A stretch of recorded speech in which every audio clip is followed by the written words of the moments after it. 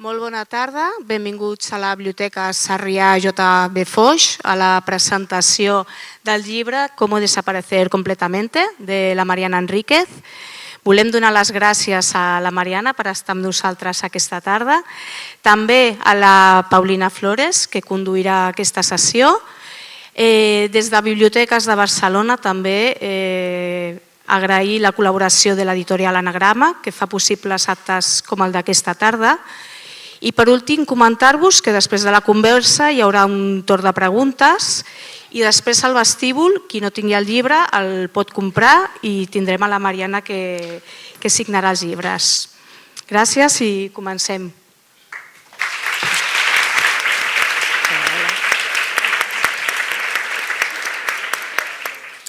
Hola, hola, ¿se escucha? ¿Sí? ¿Sí? Súper. ¡Ay, qué nerviosa! No. Cuando me dijeron estaba muy nerviosa y luego dije, ya, disfruta, agradece. Sí. Como quiero aprovechar esto. Había escrito un texto y después dije, mejor voy a ir intercalándolo por temas.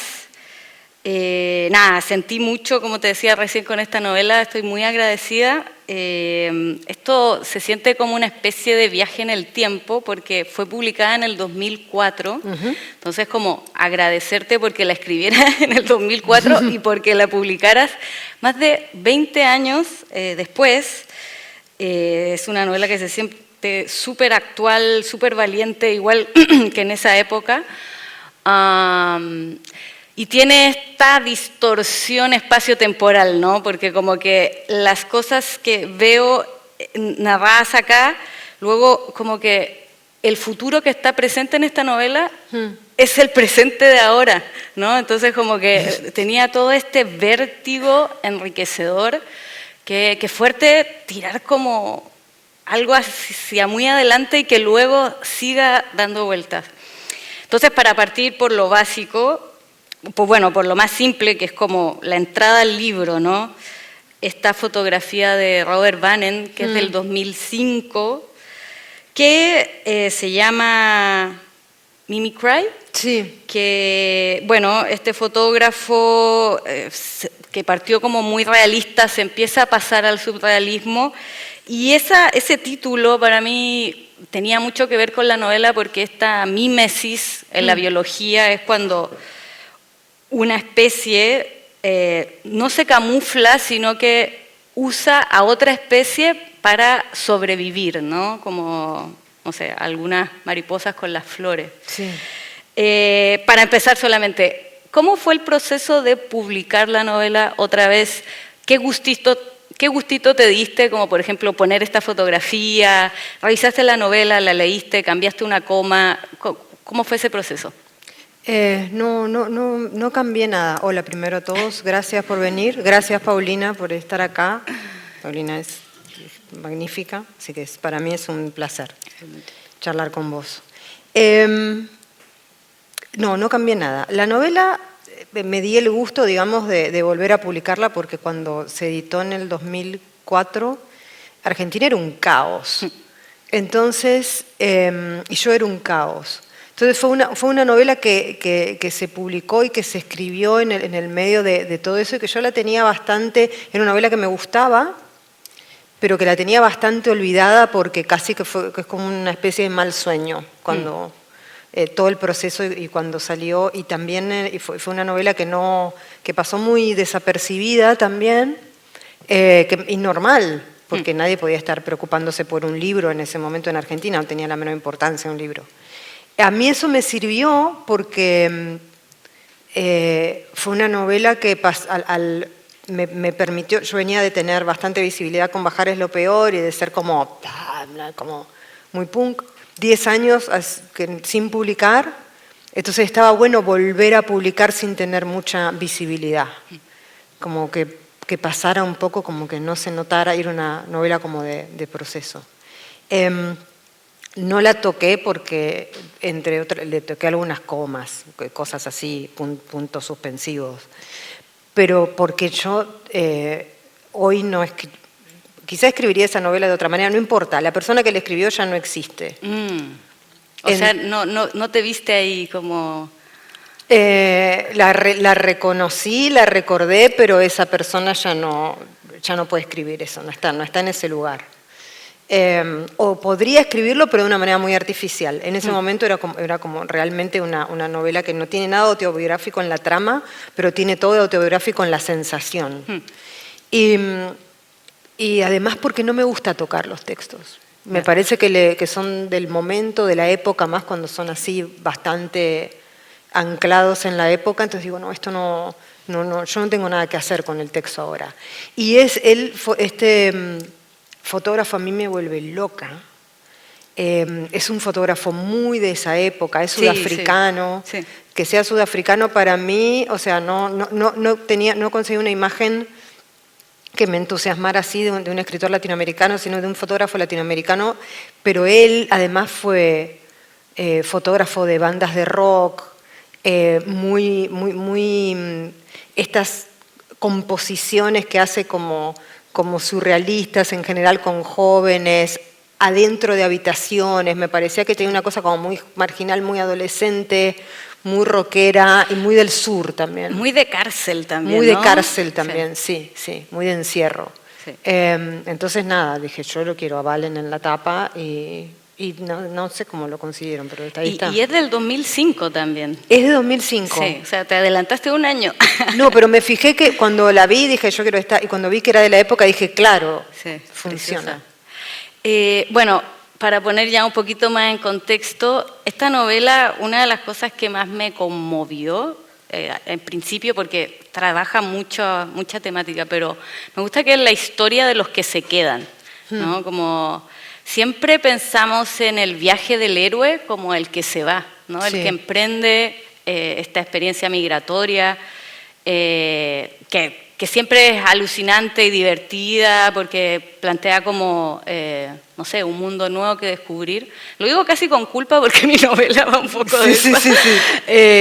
Y de hecho es particular porque Matías tiene un hermano que se fue a Barcelona en un contexto familiar espantoso, horrible, ¿no? Muy fracturado, con mucho dolor y con, digamos, un país también igual de fracturado. Entonces, Cristian, que es su hermano mayor, se va a Barcelona y desaparece, ¿no? Como que no saben más de él, no hay remitente. Y Matías, que es este hermano menor, queda solo, abandonado, y es terrible porque en el fondo yo pensaba, o sea, desaparecer para Cristian es más fácil, ¿no? Sí. Pero este es el verdadero viaje del héroe, o sea, cómo quedarse, ¿no? Y eso me conmovió un montón porque también Barcelona parece como esta tierra prometida, pero también como un castigo, ¿no? Un castigo. Yo lo pensaba, no sé si hay alguien aquí que ha migrado, pero es doloroso como pensar, bueno, Latinoamérica teníamos que sacarla adelante, ¿no? Todos juntos y los guerreros se están yendo, ¿no? Entonces hay algo ahí como de resentimiento muy bien retratado. Sí, a mí ese sentimiento ahí que lo expresaste muy bien es algo que yo siempre sentí y que siempre lo sentí respecto de la gente que migraba también. O sea, había algo, yo migré ahora de vieja y a Australia, no a Europa. Y tampoco creo que se pueda decir migrar lo que yo hice, porque o en el momento en el que estoy, porque yo lo llamo una mudanza porque es literalmente una mudanza, o sea, es casi un movimiento ya de una persona burguesada, que se va a un lugar con una casa, con un marido, con los gatos y no sé qué. La experiencia migrante para mí era otra cosa, la experiencia migrante era acompañar a tu amigo de 20 y pico de años a Ezeiza, en Argentina, con la valija y ya. Y con esa sensación súper contradictoria de desear que le vaya bien, tener muchísima envidia porque tenés que quedarte y estar muy enojado con él y con todo el contexto porque decís, puta, ¿por qué no nos quedamos? O sea, si estamos todo el tiempo rezongando sobre este país y este continente, ¿por qué no nos quedamos a tratar de darle forma a este continente en vez de huir hacia un lugar donde además no nos quieren? Pues o yo no- donde se gana bien lavando platos, ¿no? O donde se van bien lavando platos. Yo sentía con muchos de mis amigos, no solo los que venían a Todo bien con Barcelona. lavar platos de todas formas. O sea, No, a no, mí me pero encanta no, lavar está clarísimo. Que sentía eso, que hacían cosas que no hubiesen hecho en Argentina, o vivían en lugares donde no hubiesen vivido en Argentina, no solo en Barcelona, sino en otros lugares. Una amiga mía que emigró a París, que me acuerdo que las primeras noticias era que vivía en Alhambra de Bonn, que es una habitación con una... y en Buenos Aires vos podés estar, o en Argentina en general, vos podés estar incluso en una situación muy, muy precaria, pero todo es grande porque hay lugar. Entonces, para los latinoamericanos, la idea de un lugar que además sea tan estrecho y pequeño no existe. O sea, uno cuanto mucho se va al campo y tiene, no sé, es diferente, la precariedad es diferente, se ve diferente, se vive diferente. Más angustiosa, como decirte de alguna manera, o sea, más urgente, pero más cómoda, es rarísimo, cómoda físicamente cómoda. Claro, O sea, claro. te tirás ahí, estás ahí, no tenés que subir una escalera oscura con cucaracha, es rarísimo. Bueno, pero esto es no es una... Es la experiencia, y cuando venía acá, claro, también era lo mismo, no sabía si me gustaba, si lo odiaba y no sé qué. Y todo el libro tiene esa doble cuestión focalizada en Cristian, porque Cristian es el hermano que él entiende perfectamente que se haya ido y lo admira y es como su ídolo, pero al y mismo con esta tiempo... idea de tener una mejor vida, que uno nunca la Claro. puede criticar, ¿no? Como... Pero al mismo tiempo me estás dejando solo acá y para qué, o sea, y eso yo lo sentí siempre, y es una parte de la experiencia migrante que es lo que siente el que no migra, que a mí me interesa mucho explorar, porque es muy ambigua, es muy contradictoria, es muy traidora también con tu compañero que se va, porque hay cierto orgullo en quedarse, es raro. Y hay ahí algo también como que en esa decisión moral que toman los que se van, que es como yo voy a decidir por mí, por sobre la familia, por sobre el país, ¿no? Hay algo ahí como muy trascendental que es muy interesante como de rastrear. Y cuando escribiste la novela, ya conocías Barcelona, ¿cómo la ideaste? Porque es como una idea fantasma, Sí. te lo digo también por el cuento de la Rambla triste, ¿no? Sí. Como, ¿cómo la imaginaste? ¿Por qué fue esta tierra prometida castigo? No, ya la conocía de los 90 de una primera, los adelantados, digamos, como la primera invasión. La primera invasión argentina que fue a fines de los 90, justamente. Claro, porque la crisis de 2001 se gesta, o sea, nada estalla un día por el otro. Fines de los 90 era como el desastre total y ahí es donde se empieza a ir la gente. Sí. Y hubo como unos primeros adelantados que venían acá, la mayoría muy clase media, ilustradores, que venían a diseñar. Entonces la idea de la ciudad era una ciudad, primero, recordemos, no había redes sociales, así que las fotos de Barcelona eran el Parc Güell. Eso era Barcelona. Era el Parc Güell y la Sagrada en redes Familia. sociales ahora también. ¿Eh? Todavía. Hay Sí. cosas que no cambian. No, pero quiero decir, la idea turística de Claro. Barcelona en el 99 todavía no era tan clara como ahora. De verdad no era la ciudad que es ahora. Y entonces era, no sé, el Parc Güell, yo entré gratis la primera vez que fui. Entré caminando, o sea, no estaba abierto. Había bastante gente, pero no mucha. O sea, era muy diferente todavía en los 90. Y mis amigos vivían, esos primeros amigos, en la calle Escudellers, que no eran nada cool, era un horror.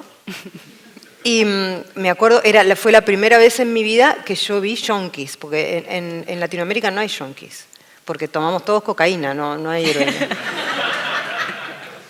La heroína es muy cara. O sea, la tenés que traer. Nosotros tenemos cocaína, es una tierra fértil. Sí. Pero no tenemos amapola. No. O sea, ahora hay opio porque se hace sintético. El fentanilo, dicen. Claro, porque se hace sintético, sí. Pero en ese momento que todavía necesitabas el yuyo, sí. La planta, no había. Entonces era la primera vez en mi vida que veía yonkis. Para mí estar drogado era estar arriba, ¿no? Y tirado, eso era Trainspotting. Claro. Estaba en la tele. Entonces toda esta calle, toda una calle de yonkis, por los que había que caminar, para ir al departamento de mi amiga. Y era como que era un horror, pero estaba buenísimo, porque eran como drogadictos que no te atacaban. Eran drogadictos que estaban ahí tirados. Realmente, ¿no? Estaba bueno, era como medio cool. Como idea. Y aparte no sabía si estaban vivos o muertos y no sé qué. Entonces, eso fue en los 90, que la primera vez que vine. Y tú así, turismo, yonkis. Con los yonkis. Sí. Sí, y unas secuencias ahí tremendas. Pero después no vine más y ahí es donde empecé a elaborar eso, o sea, con esa primera visión del Raval, sobre todo. Yo casi que no conocía otra parte de Barcelona, porque todos vivían en el Raval. A mí me llama la atención cómo los turistas logran sacar fotos tan lindas y está todo cochino, todo como con basura, que es un filtro de limpieza. Así como, no, pero yo lo hago están también. en la Barceloneta y yo digo, pero si ahí hay caca. Pero yo lo hago también. Ayer estuve en Granada y si ves todas mis fotos parece que no hubiese nadie, no se podía caminar. Pero el turista es muy... O sea, estamos muy entrenados. Sí, o sea, el turismo es una disciplina. Sí. Es una disciplina para que los otros piensen que ese lugar donde estás es genial y después van y se quieren morir. Por dentro. Oye, sí, yo recuerdo la palabra corralito, lo fuerte que fue escucharla por primera vez, las imágenes, contexto argentino. En Chile también estábamos en un momento, soy chilena por si no se entiende lo que hablo o hablo muy rápido, voy a tratar de ralentizar un poquito. Claro, nosotros veníamos de la crisis asiática, ustedes como fue... Nosotros no las ponemos nombre a las crisis, pues toda la misma.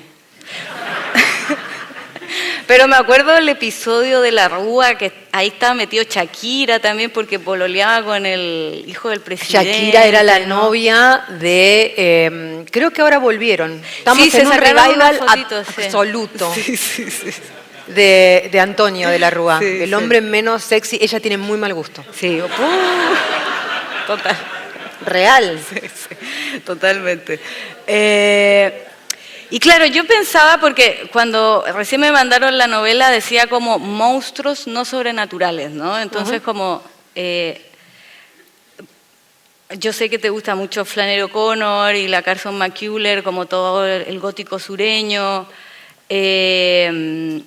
Y pensaba yo, como tipo, claro, porque aquí sí hay como un catálogo de personajes del barrio, ¿no? Que es muy noventero, como muy esto de la leyenda urbana. Antes no eran fake news, sino que era la leyenda urbana, ¿no? Que es muy divertido.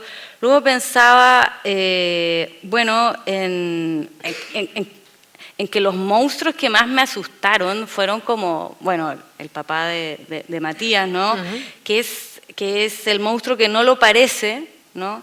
Y que tiene que pedir perdón a Dios, como si alguien tiene que pedirle perdón a Dios, esa persona hizo algo malo, ¿no? Y como darme cuenta de eso, como que me paró los pelos y me dio como la iglesia evangélica que están llenos de pecadores, ¿no? Porque en el fondo te dan como rápidamente como, bueno, estás perdonado, ahora cambias tu vida, qué sé yo. Y estaba como buscando el monstruo, ¿no? Como en esta idea, no sé, Flannery O'Connor dice que para hablar de monstruo hay que conocer muy bien lo humano. Carson McCullers trabaja más esta idea de salir de la dicotomía de lo normal, anormal, ¿no? Contra este conservadurismo sureño. Y para mí al final, si Barcelona es como una figura fantasmagórica, para mí el monstruo es el Estado, ¿no? Sí. Que está totalmente ausente, porque era muy interesante lo que tú decías antes, como esta nueva palabra que existe, ¿no? La precariedad. Y Matías dice en un momento, si nosotros éramos pobres hace 10 años y estaba bien, pero ahora está peligroso, ¿no? Como que algo cambió en el barrio y tiene que ver para mí con esta ausencia, el abandono absoluto del Estado y cómo empiezan organizaciones estatales, como el narcotráfico, como la iglesia evangélica, como la televisión.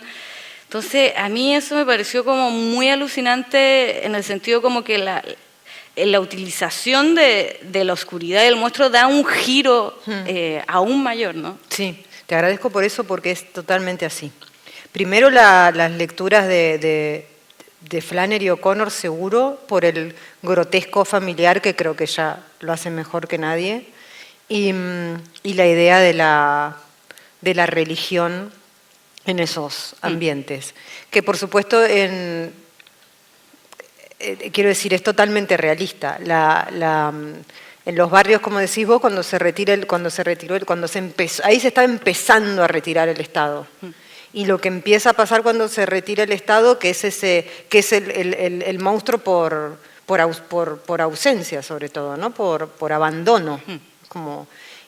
Lo que empieza a pasar claramente es, primero, la iglesia evangélica, que después termina, en ese momento en América Latina ya existía, pero era como medio marginal, programas al mediodía y muy norteamericana, que por eso yo leía bastante a Flannery O'Connor, porque era la iglesia, el Club 700, me acuerdo de esas cosas que nosotros alucinábamos mirándola, porque había gente que se desmayaba. Gente que se muy desmayaba, melodramático. muy melodramático. Y después empieza a crecer como de verdad la Iglesia Universal del Reino de Dios, se llama, que es la iglesia de Bolsonaro, que termina siendo presidente en Brasil. O sea, como que es un movimiento carismático, populista, que reemplaza al Estado por completo y que también reemplaza a la organización tradicional aliada del Estado, que es la Iglesia Católica, que no sabía qué hacer, que recién empieza a crecer un poco después de eso. Y después la total falta, que esto que decís que antes estábamos pobres, estábamos bien, pero lo que se retira también del Estado son las organizaciones comunitarias. O sea, con el club, hay una parte al principio de la novela que Matías es muy chiquito y se acuerda de estos chicos que ahora son sus hermanos, que ahora son mini narcos, o sea, son narcomenudeos, decimos en Argentina, que en ese momento iban a lo que se llamaba en los barrios la sociedad de fomento, que más o menos los chicos iban, los jóvenes iban, les parecía todo como medio patético, con los viejos jugando a las damas y no sé qué, pero había algo ahí. Y eso se va cerrando por falta de presupuesto, porque los clubes de fútbol y tal, también se vuelven súper peligrosos por las barras y porque son muy mafiosos. Y hay como toda una descomposición que hace que no te quede mucho otra más que también entrar en el crimen dentro de lo que puedas, con todo el cuidado que puedas tener, porque si no, no vas a hacer dinero de ninguna manera, porque dinero honestamente no vas a hacer. Y menos en ese momento, porque ahora tenés como ciertos oficios de la precariedad, tipo Uber, qué sé yo. Podés hacer alguna cosa así, OnlyFans, no sé. Pero en ese momento... Todos estamos así con OnlyFans. Sí. Pero en ese momento no había eso, porque todavía no había posibilidad de monetizar las redes, entonces ¿qué ibas a hacer? Entonces tenías como que vender un poco de drogas, si podías. ¿Qué ibas a hacer? Sí. Y ahí también hay algo como, claro, como que duele mucho. Yo pensaba como en esta típica reflexión que da Bauman en este libro La modernidad líquida, ¿no? Como que dice, ese gran hermano de, no sé, la novela de Orwell, 1984, que no fue al final, ¿no? Como que él dice como que en realidad como la distopía fue la de un mundo feliz, ¿no? Pero igual lo analiza y dice como...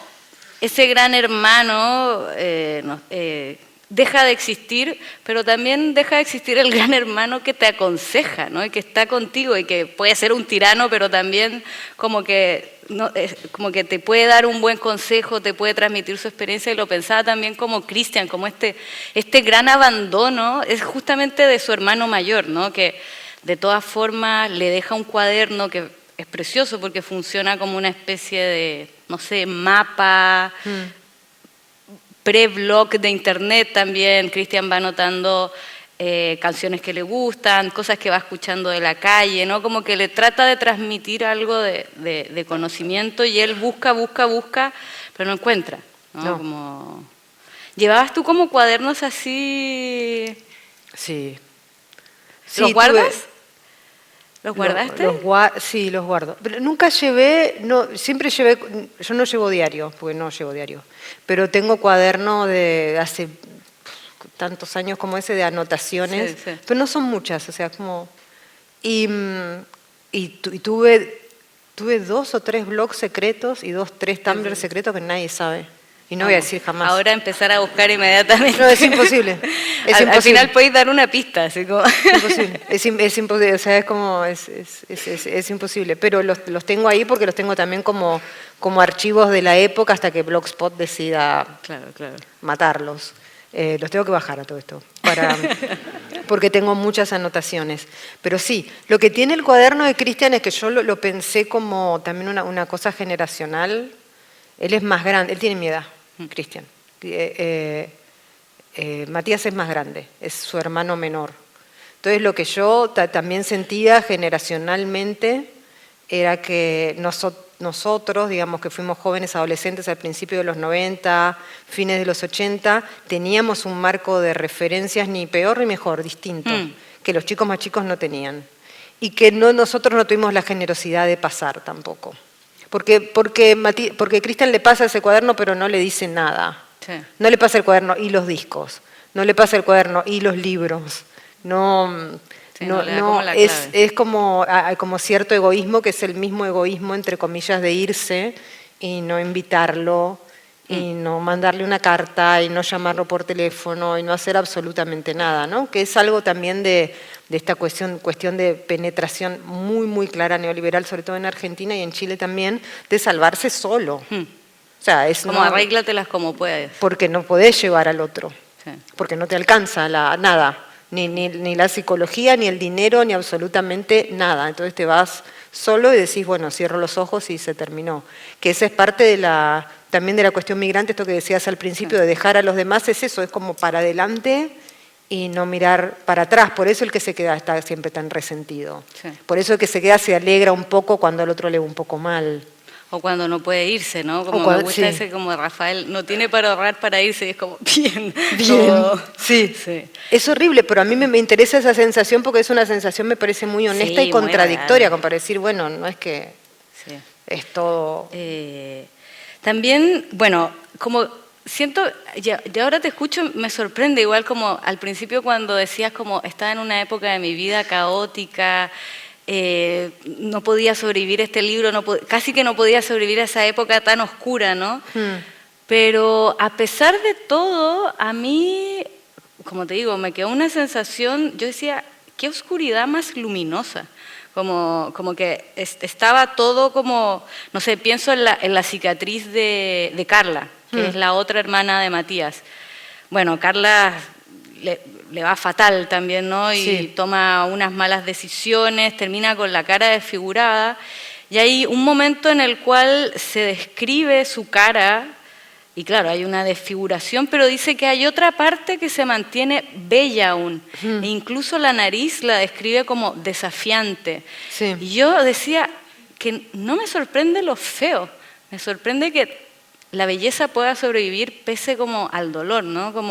Entonces, por eso decía como la sensación que me quedó es como uno en la vida se va volviendo desconfiado y va pensando que el mundo es un lugar peligroso, justamente porque la gente que está más cerca como que te falla o te trata mal o te produce dolor.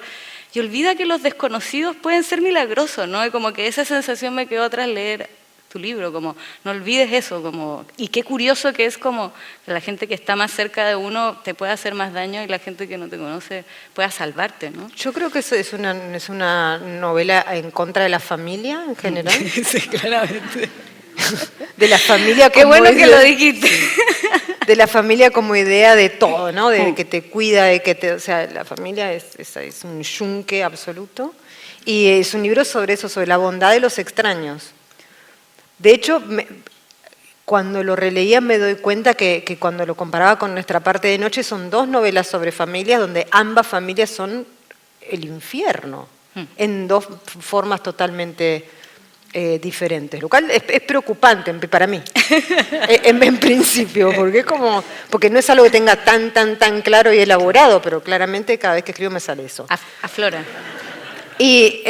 Pero en esta novela, paradójicamente, a pesar de que quizá es de las más oscuras que escribí, para mí es la que tiene el final más alegre. Sí. De casi de todo lo que escribí. O sea, realmente, y creo que eso era una conversación conmigo misma en ese momento. O sea, realmente estaba en un momento súper oscuro, pero si no veía la parte luminosa, no tenía sentido escribir una novela. O sea, no tenía, era bueno, disfrutemos de este desasosiego permanente, pero, y de estar en ese lugar de mierda, pero para escribir literatura yo no, en general no puedo hacer eso solamente. Y lo que tenía que decir esa novela era eso, era algo sobre la amabilidad y la belleza de los extraños y la belleza de la generosidad de los extraños, porque eso, a veces la gente no es solamente que te salva, sino que lo hace sin darse cuenta. Sí. O sea, no es muy intencional lo que a él le pasa con los chicos. No quiero contar tanto, pero hay un momento que conoce unos chicos con los que tiene buena onda. Sí, sí. Digamos, y los chicos con los que tiene buena onda no es que se dicen, no es un proyecto. Dicen, vamos a salvar a este chico. Y nada, no, de hecho sucede. la chica se llama Nada. Se llama Nada, sí. Sí, genial nombre. Sí, esa parte de la comunidad también me encantó, como en el fondo él encuentra, no sé si la comunidad está quebrada, porque el tejido social está quebrado, el barrio está tomado por los narcos o los evangélicos, la familia es un desastre. Entonces va surgiendo a partir de la música estas como, no sé, como tribus urbanas, ¿no? Sí, como sí. de comunitaria a partir, que a mí me encantó, y bueno, quizás algo que también me encantó de la novela es como este mundo analógico que describe, ¿no? Como que en 20 años con internet todo cambió demasiado y empezó a ir demasiado rápido. Y es hermoso leer una novela y que no aparezca la palabra millennial, centennial, ni boomer, ni nada. Es gente que le gusta música, que escucha tal, que hace esto, ¿no? ¿Cómo te enfrentaste a eso? Bueno, ¿la leíste? ¿O qué te parece ahora este cambio? Como que yo lo leí y decía, qué ganas de desaparecer completamente, Sí, sí. de verdad, ¿no? Como que Cristian no tenga un remitente, no tenga una dirección, ahora es como... Imposible. Es imposible, ¿no? Es Sí. imposible. Fue como una cápsula del tiempo. Incluso yo la leí y decía, pero esto es un anacronismo. Y había muchas cosas que yo misma no me acordaba. Que de hecho ahora que lo estamos hablando no me acuerdo. Pero creo que él escucha cosas como que eran problemas muy reales. Como que vos te llevas un CD, tenías Sí. que elegir bien el CD que te llevabas porque eran Hay que cambiar pocas las pilas canciones. del Walkman. Hay que cambiar las pilas, tenías que elegir bien qué CDs te llevabas, pero en esa época ya había como estos bandoneones que tenían muchos, pero igual todavía no había lectores de MP3. O sea, el MP3 Claro. te lo leía la compu, pero no te lo leía el player, que era una cagada absoluta, porque en un CD con MP3 podías poner, no sé, unas 200 canciones, pero en el otro no, y te tenías que llevar como Sí, sí. 20 CDs e ir cambiándolos y qué sé yo, y la porquería esta nunca la hicieron bien y saltaba. Sí, terrible. Nunca la encontraron. A mí el CD es un formato que me gusta porque me parece que se escucha bien y eso, pero nunca le encontraron la vuelta a que la mierda esa no saltara. Y esas cosas decía, pero qué cosa más anacrónica. Y al mismo tiempo, como está escrita en ese momento, no es que elimino todo eso para hacer una novela de época, porque eso a veces yo leo novelas que transcurren en los 90 y eliminan lo digital a propósito y qué sé yo, pero no, acá sencillamente no existía lo digital, no le podías mandar un mail a alguien. Y la gente desaparecía, y un poco después también. Yo incluso tuve un novio, digo noviecito porque yo ya era vieja y él no, en Francia, yo era más grande que él, que me dio un mail y creo que porque estaba totalmente borracho, él esa noche me lo escribió mal. Quiero creer eso y no que me gosteó early, digamos, ¿no? Adelantado. Pero no había forma de encontrarlo después de eso. Sí. O sea, era, no sé, eso era el 2006, 2005, una cosa así, habrá sido eso. Y después nada, es como, tenía un nombre súper común, entonces no era que googlearlo. Claro, Y ahora claro. no sé ¿Qué fue eso? Tampoco quiero ahora, no sé. ¿Quién Depende, pero sospecho que se puede haber derrumbado. Bueno, mucho. ahora bastaría con poner en Instagram, busco Claro. ese correo. Sí. Oye, ¿y te abruma eso como no poder desaparecer o desapareces? ¿Tienes lugares? Porque lo siento yo y como, no sé, para una escritora es como un lugar también, o sea, como desaparecer completamente. Bueno, Lana del Rey tiene un tema, ¿no? Sí. Radiohead tiene un tema, como que también es como una necesidad, ¿no? Puedes hacerlo ahora con redes sociales. No, pero vivo en Tasmania. Ya, claro. Que es una manera de estar. Estás un montón de tiempo durante el día cuando todo el resto del mundo está durmiendo. Y es de día ya. Claro. Y eso está súper bueno. Ya en Argentina hay como una diferencia con el resto del mundo que está buena, pero no. Igual no sé si quiero, porque para mí también como latinoamericana la desaparición tiene una connotación medio rara, Sí. que no me termina de... Pero volar más o menos bajo radar, bueno, es muy difícil.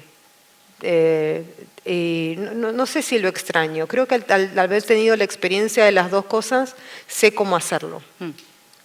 Pero es muy reconcentrado. Igual hay cosas que yo noto muy parecidas, como estaba pensando cuando antes me decías de la tele, que lo mencionaste y a mí se me pasó. Lo de la tele es igual para mí es igual. Yo ahora estoy cansada porque estoy como de gira. Cuando tengo momentos libres, lo único que hago es esto. Digo, mirá, se separó Nicole Kidman, no sé qué. Y es lo mismo que hace Matías mirando tele. Sí.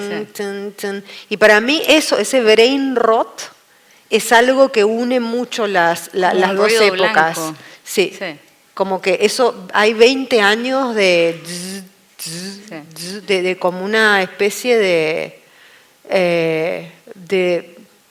los gringos le dicen zone out, o sea, como que te vas, que es como una forma de desaparecer. O sea, yo creo que cuando uno estaba en los 90 así con la tele viendo basura durante 4 horas y se pasa el tiempo, es lo mismo que cuando uno está con el teléfono así, desapareces. O sea, entras en esa dimensión que es la nada, que es un discurso absolutamente vacío, que ves cosas que sabes que no son reales, ves noticias que sabes que son falsas, y te da igual, porque estás como... No, está lleno de publicidad también. ¿No? Como, y lo pensaba también en la televisión porque hay algo porque Matías también como tiene tan pocos lugares donde encontrar respuesta. En su familia no la hay, su hermano mayor se fue, y tiene muchas dudas que responder, que aprende de la televisión, ¿no? Y están estos programas donde van especialistas y llevan a gente traumatizada con tal o tal cosa, y él va notando y va pensando, ya, esto es normal, esto no es normal, que era como un tipo de programa, no como casos cerrados, sino como que de verdad iban especialistas médicos a ayudar a la gente porque... O sea, el Estado no estaba para ayudar, no habían programas de psicología, ni de terapia, ni de nada. Y yo pensaba, claro, eso es igual como ahora en Instagram uno ve como no sé, como la sintomatización que ahora está tan de moda, ¿no? Tienes esto, tienes esto otro, así funciona esto, ¿no? Como muy espejeado. Había algo en esa época que eran estos programas... que no sé cómo se llamaban, pero no eran talk shows exactamente, pero en Argentina había uno que era alucinante que se llama Gente que busca gente, que era esto, gente que buscaba gente que desaparecía, que fue un poco el germen del título, o sea, más allá de la canción de Radiohead, que me gusta la canción, pero me gustaba como título. Quiero decir, como seguramente le gusta Lana del Rey, por eso le puso una canción así en su disco. Pero ese programa era como... Se buscaba gente desaparecida en Argentina. Curioso. Y eran en general chicos que se habían ido, hijos que buscaban a sus padres porque los habían abandonado y cosas así. Y no pasaba muy seguido, o calculo que la producción lo detenía, de que realmente hubiese una persona que dijera, yo creo que soy hijo de desaparecidos, búsquenme. O sea, o lo filtrarían a abuelas y a madre de Plaza de Mayo, no tengo ni idea. Pero era muy borde ese programa. O sea, que era como un borde sobre, ay, te ayudamos a encontrar a tu familia, negando como el gran realidad. discurso nacional que vos decís, pero ¿qué me estás ayudando? O sea, ¿de qué están hablando? Era muy, muy, muy caótico. Como unos delirios colectivos que se dan en los países, Sí, ¿no? esos son los delirios colectivos de los países. Y había otra, que era una señora que ella estaba también muy loca, Lía Salgado se llamaba, y Lía Salgado siempre decía que se parecía a Julia Roberts, era todo muy loco. Y a mí me invitó 2 veces a su programa en mi primera incursión como niña famosa, en 21, 22 años, justamente para una cosa que está en el libro. Hay un momento del libro donde Matías va a un recital, que era un recital contra la violencia policial, y en ese recital unas bandas de chicos punks y una banda de chicos Stones, que en ese momento los fans de los Stones eran como una de los Rolling Stones, era una banda de gente como muy importante en Argentina, matan, porque le hicieron eso, mataron a un chico skinhead, y yo lo vi porque estaba cerca, pero no de morbosa, porque había tanta gente que no te podías ir. Y después eso sucedió mucho antes de esto. Pero me invitó a su programa Lía Salgado para hablar de por qué los jóvenes eran violentos, no me olvido más. Entonces de ahí salió poner ese recital como una cosa muy importante y luego ese momento de la televisión que te lleva y lo trivializa. Yo me acuerdo que fue con una remera de AC/DC. Claro, como un cameo, así como un cameo anterior a la novela, Fue ¿no? un cameo anterior a la novela y vi cómo se hacía toda la producción y aparte es como una cosa muy violenta porque te sentaban ahí y me preguntaban a mí, pero ¿por qué los jóvenes son violentos? Y yo les decía, bueno, también es violenta la policía, también... No, pero yo no te pregunto de la policía, te pregunto los jóvenes, ustedes, ¿por qué son violentos? Y es muy difícil no decirle, pero cállate, o sea, es muy... Es muy bestia, porque además estás en la tele y no le puedes decir, te voy a matar, porque además le demostrás su teoría. Somos violentos. Claro, y que es toda esta cosa del hater, es igual que el hater de internet.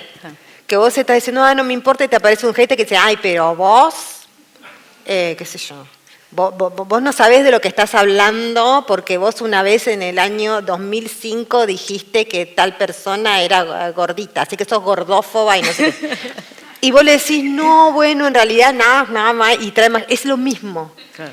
O sea, lo que quiero decir es que es cierto que las redes producen el algoritmo del rezongo, que después es el algoritmo del odio, que después es el algoritmo de la ira, pero la tele ya era eso. Sí. O sea, hay algo como muy latente ahí, y en esa cosa discursiva desesperada, que es la misma de ahora...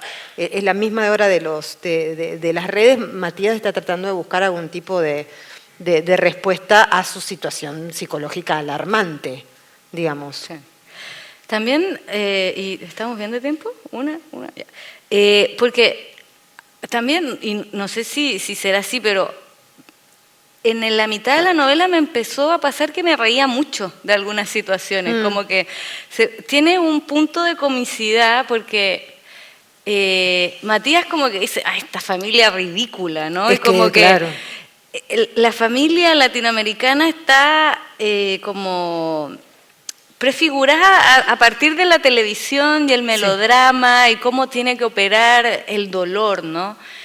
Y me pareció muy interesante porque evidentemente él, y está descrito así, él siente una vergüenza suicida, ¿no? Como que está muy avergonzado siempre y admira todo lo que sea como ser valiente o dar cara, ¿no?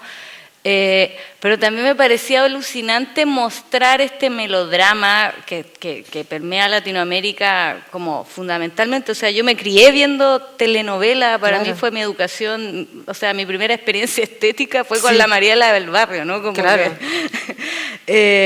y lo encuentro hermoso igual porque yo lo hablaba con un amigo a partir de la novela y me decía, claro, porque para nosotros los latinos el sufrimiento siempre es algo importante y le damos un valor. No somos como los estadounidenses que el sufrimiento, como que pueden estar maquillándose diciendo acaban de matar a alguien aquí en el colegio acá.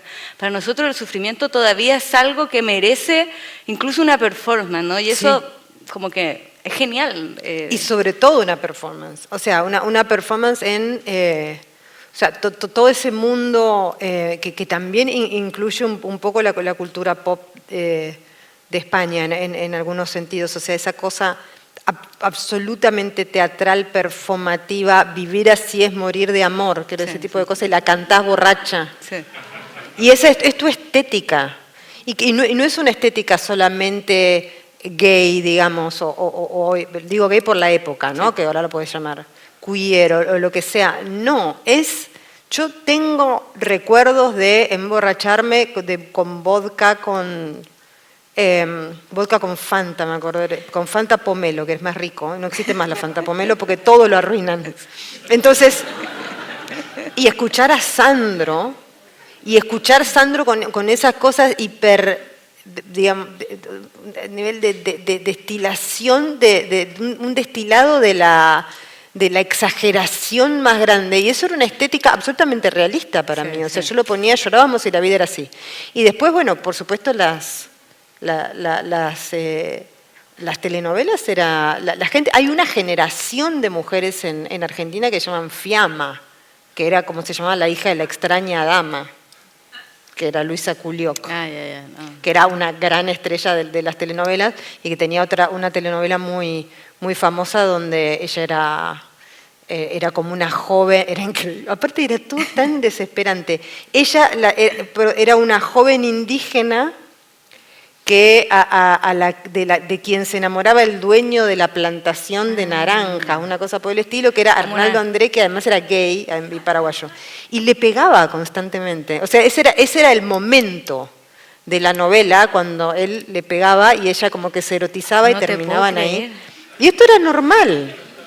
O sea, no era una cosa así, la violencia de género, no era el momento donde él le pega y ahí fue el macho, ¿no? Y esto después como que se incorpora, y cuando todo el mundo sabe que eso no se debe hacer, se incorpora desde el grotesco y se incorpora desde el humor. Claro. Entonces cuando Matías ve a su familia llorando a los gritos, ¡no!, es una cosa que tiene mucho de Paloma San Basilio. Sí, sí. Que tiene esa perfo del dolor y de la herida, la consagrada de la canción, Marisa Paredes en Tacones Lejanos, desmayándose. Eso se teatraliza en la vida cotidiana, o sea, es como, entonces se expresa. Y es como lo que ves en los barrios, se ve mucho cuando, no sé, el hijo, por ejemplo, sale a afanar y lo meten preso y le vienen a avisar a la madre. Yo esto lo vi mucho en el barrio donde vive mi madre, en Lanús, y le vienen a avisar a la madre y la madre, ¡no! Y eso es lo que ella tiene que hacer. Ella no puede ir a la casa, entrar, hacerle una muda de ropa y llevarle la ropa y decirle, hijo, por favor, no. O sea, primero todo el barrio se tiene que enterar de esto, tiene que ser un caos, porque así es como se teatraliza. Y a mí me interesaba que en la novela estuviese ese nivel de exageración, que en muchos casos no es sincero, o sea, que es una puesta en escena porque es lo que tenés que hacer. Y también Matías está muy, muy ansioso, muy angustiado, entonces por lo tanto está hiperalerta. Y como toda la gente que está hiperalerta no está viviendo en la realidad, o sea, están mirando como todo para ver de dónde viene el golpe y escaparse. Entonces él nota la puesta en escena todo el tiempo, pero hay una cosa de realidad del artificio que para mí es difícil de contar. Sí, pero a mí me pareció tan inteligente porque en el fondo muestra las dos cosas, como que muestras como el rechazo a esa, porque evidentemente yo me sentía muy identificado con Matías, porque también como que veía a mi familia haciendo estos shows y yo, esta gente les gusta llamar la atención. Pero al mismo tiempo luego sentí mucha vergüenza durante mucho tiempo cuando fui joven.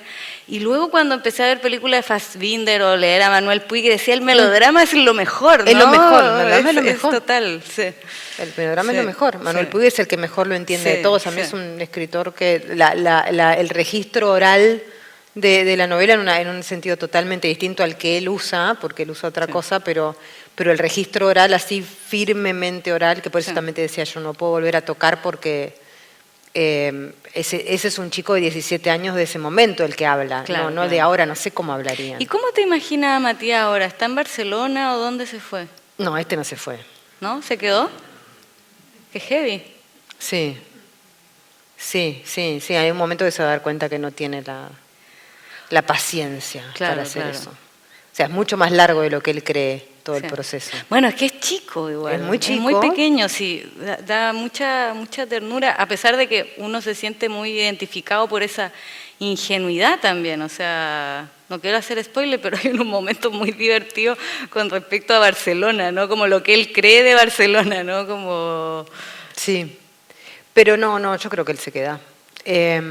Finalmente, creo que, tampoco quiero hacer spoiler, pero creo que el final también apunta en ese sentido. No, pero digo pensando si Matías, ahora en el 2004 tenía 16, ahora Matías tiene 37.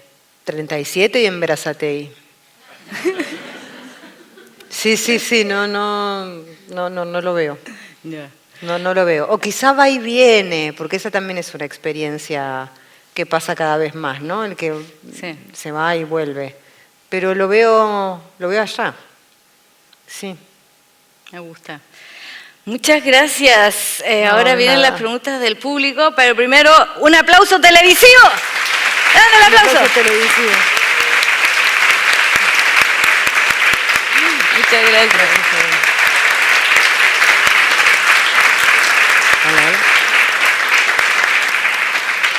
Ahora, preguntas del público. Yo apunté algunas cosas. Francés. No. Voy a ayudar.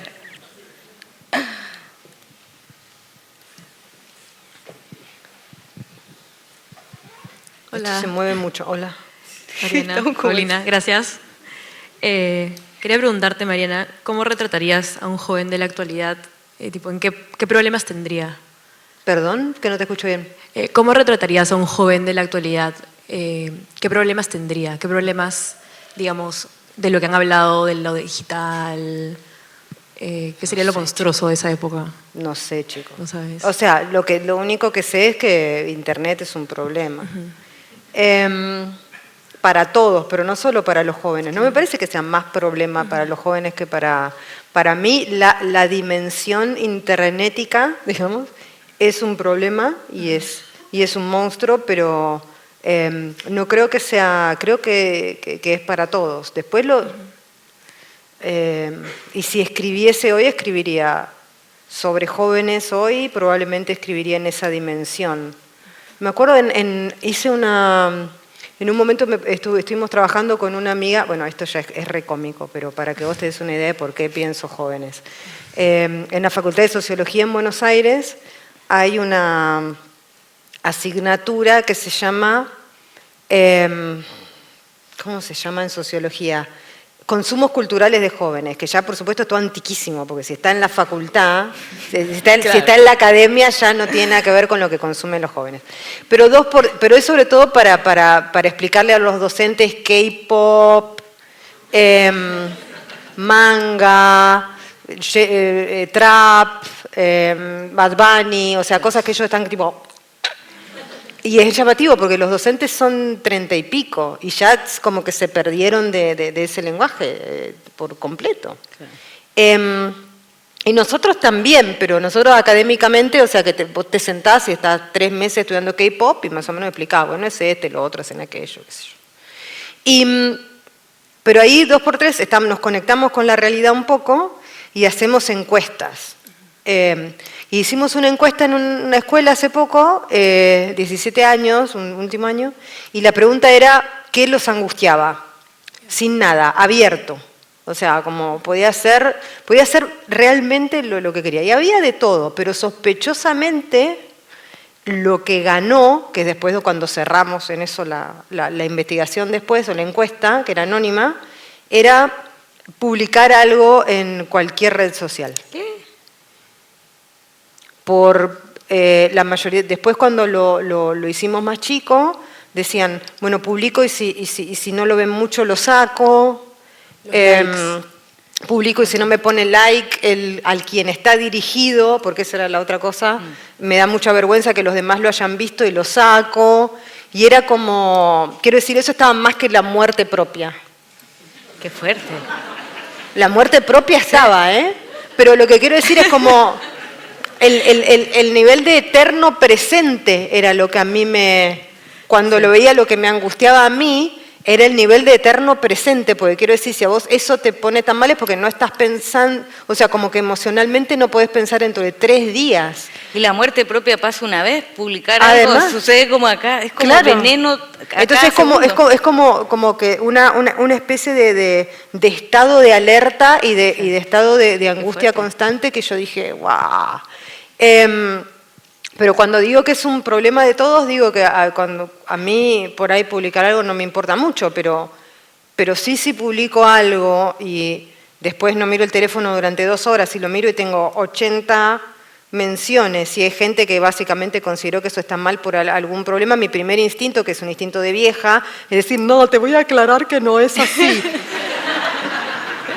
en vez de, entonces todo eso contribuye a la locura y después ya me pasó varias veces de irme a la cama pensando, pero yo tengo, y levantarte a las 3 de la mañana y volver, y entonces como sos grande cerrás las redes sociales y así no discutís con nadie más. Pero claramente hay un montón de gente que no puede hacer eso porque ahí es donde te comunicas normalmente. Y, es trabajo además. Es trabajo, ¿cómo no hace trabajo? Y bueno, supongo que me pasaría por ahí. Básicamente porque ellos me dijeron que se angustian. Entonces esa es mi referencia, es que le pregunté y me dijeron no soporto poner algo en TikTok y que no me digan que está bueno. Claro. O las visualizaciones más que los likes, porque la vieja pensaba que eran los likes, pero no, era que te vean o no. Hola, ¿qué tal?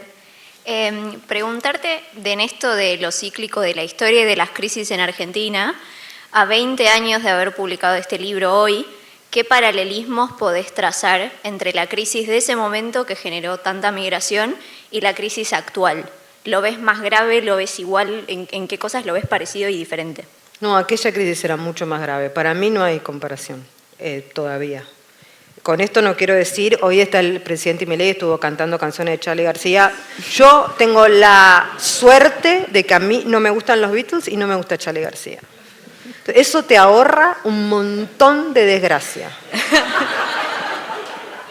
Porque hay un montón de gente a la que le gustan estas cosas y vos decís, jódanse por escuchar esto que escucha todo el mundo. Y estuvo ahí cantando Demoliendo Teles con 7 camperas de cuero, qué decirte. Pero aún así, digamos, el grotesco de esta situación y lo pornográfico de esta situación, de estar toda a la vista, digamos, ¿no? Para mí no se puede comparar todavía con el 2001 de ninguna manera. El 2001, primero hubo muchos muertos, que es una cosa que no se puede pasar por alto. Hubo muertos en la calle, hubo muertos en todo el país. Hubo una crisis institucional donde pasaron 7 presidentes. Este estará como está, pero es uno. ¿No? No había dinero, lo que quiero decir, no había dinero físico, había un ministro de Economía que fue a la tele a decir, bueno, no van a poder sacar dinero de los cajeros porque no hay, van a poder sacar 400, que yo era como el poema este famoso de vinieron por mí, no me importó, no sé qué. Yo era así porque cuando dijeron se pueden sacar 400 pesos por mes, yo tenía menos que eso en el banco. Entonces, me da igual, no dimensioné, era chica, no dimensioné la catástrofe. Y después de eso no se podía sacar nada, después se llamaba Corralito el primero, después era Corralón, sí, que era porque se podía menos, y después en un momento no había dinero físico y te pagaban con bonos de deuda. Y esto no fueron 5 minutos, fueron meses.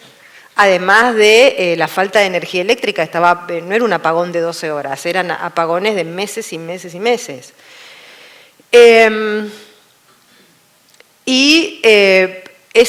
Muchísimos muertos de los Costequi y Santillán, que eran 2 militantes a los que mató la policía, y los diarios, el diario Clarín, el diario más importante, como que acá salga en El País, puso en la tapa que se habían matado entre ellos porque eran activistas piqueteros, y salieron todas las fotos, o sea, decía la crisis provocó 2 muertes, era la tapa, y después un fotógrafo mostró toda la secuencia de cómo lo había fusilado la policía. Eso no está pasando ahora.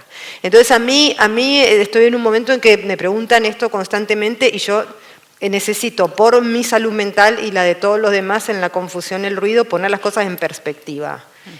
Aquello además fue la consecuencia de 10 años de neoliberalismo con una política económica que había creado una paridad ficticia entre el dólar y el peso, que se derrumbó. Eso es lo que es el corralito, es la caída de ese sistema económico que estuvo 10 años en Argentina, que es una dolarización, y que esa dolarización cerró todas las fábricas, siguen cerradas ahora, no es que las cerró Milei, siguen cerradas, o sea, nunca se abrieron, aún muy poquito, con el kirchnerismo ahí como una cosa medio cosmética, pero no de verdad, nunca se reactiva el país de ninguna manera.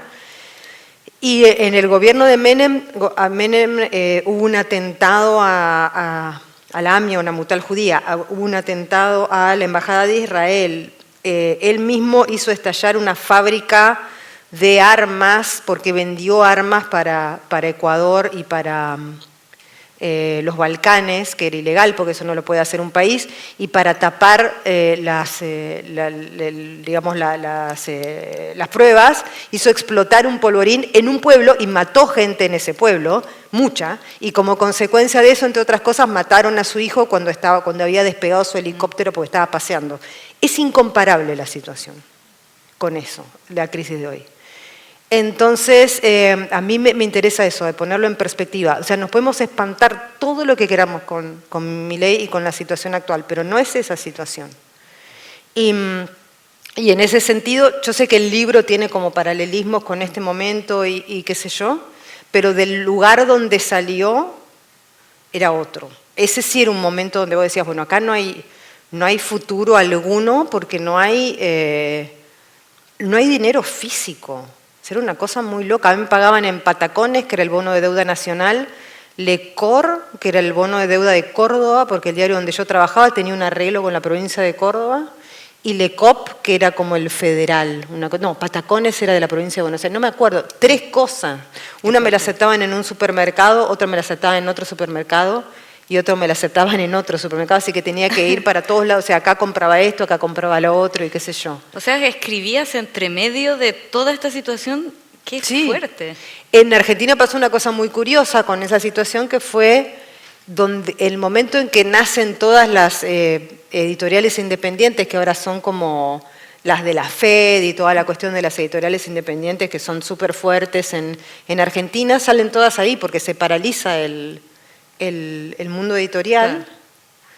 De hecho, este libro yo estaba escrito de antes, salió en el 2004 porque en el 2001 nada, 2002 era como me estoy jodiendo, 2003 más o menos y 2004 decía, bueno, vamos a publicar algunos libros por ahí, no sé qué. Pero ahí, para mover un poco la cuestión, es donde nacen muchas editoriales independientes y fancineras, Eloísa Cartonera y toda una cuestión, porque la gente se mueve igual a pesar de todo. O sea, lo que quiero decir es que una de las lecciones de la cuestión cíclica de las crisis, sobre todo desde Argentina, es que la crisis se sigue adelante. O sea, las cosas tristemente no se terminan. O sea, no explota nada, te levantás al otro día, no funciona la luz y bueno, agarrás la bicicleta. A la desgracia acostumbrarse es súper fácil. Sí. O como dice Matías, es más fácil aguantar, ¿o no? Como... ¿Alguien más? Oye, qué fuerte. O sea, puede ser que sea un poco luminoso porque como que te aferraste a este libro mientras todo esto estaba pasando alrededor, o no te diste cuenta mientras lo hacías. No, yo creo que era como un proyecto que tenía, porque además en el medio de esos años había escrito una novela que tiré porque era muy mala y casi que era... La escribía realmente para nadie, o sea, la escribía para mí sin posibilidad, o sea, muy parecido al otro. La primera la escribí sin posibilidad de publicar, pero porque yo era chica, no conocía escritores, etcétera, etcétera, y esta era porque no había industria editorial, ni país, ni dinero, ni nada. Entonces vos, qué sé yo, traducías por acá, hacía guiones para el Canal Rural. Hay como una otra libertad en ese sentido.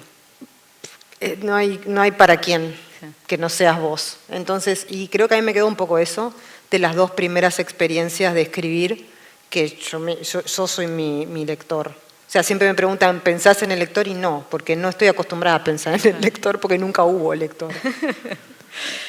Por allá, sí. Hola, una pregunta. Revisando la primera novela, Bajar es lo peor, y esta y Este es el mar, ¿En qué momento empezaste a ver o en qué momento empezaste como a escribir teniendo que la realidad había que expandirla un poco? Porque estas dos primeras novelas son mucho más realistas en cuanto a lo que sucede. Este es el mar, ya tiene un componente un poco que expande esa realidad y bueno, lo que viene después. Entonces quería saber en qué momento como que habías decidido o sentiste que había que expandir un poco la realidad, que no alcanzaba solamente con la realidad. Este es el mar es directamente fantasy. Es una novela que escribí entre escribir los cuentos, además, y escribir nuestra parte de noche porque tenía ganas de escribir algo mucho más en otro registro, o sea, no en un registro de terror. Después de esta, yo siempre quise escribir terror, pero no sabía cómo. Y después de esta novela, incluso cuando estaba escribiendo esta, yo tenía totalmente consciente y tenía totalmente en la cabeza que yo quería expandir la realidad. El problema que era estilísticamente y como con herramientas narrativas, literarias, no tenía idea, porque decía, ¿cuál va a ser el material de esa expansión fantástica o de terror o de género?